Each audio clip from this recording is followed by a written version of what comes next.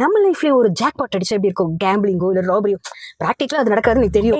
இந்த படம் ஒரு கேம்லாம் இல்ல, ஃபுல் ஜாக் பாட் தான். இந்த படத்தோட ஹீரோ நம்ம விஜய் சேதுபதி சார். நடிச்சாலும் சரி நினைச்சாலும் சரி எந்த படமும் ஜாக் பாட். ஹீரோவோட என்ட்ரி எப்படி இருக்குன்னு சொல்றதுக்கு முன்னாடி நம்ம காமெடியன் யோகி பாபுவோட என்ட்ரி பலமா இருந்துச்சு.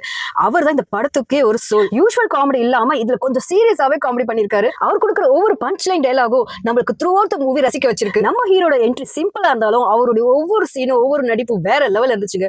ஒன் லுக்ல தெரியுது இவர் ஒரு கார்ட் பிளேயர் இல்ல மாஸ்டர் பிளானர்னு. அவர் சொல்ற ஒவ்வொரு டயலாகும் காமா இருந்தாலும் நம்மளுக்கு அப்படி நெத்தி அடி மாதிரி இம்பாக்டா கொடுத்திருக்காரு. அடுத்து நம்மளோட கியூட் அண்ட் ஸ்டைலிஷ் ஹீரோயின் பத்தி சொல்லுவோம்.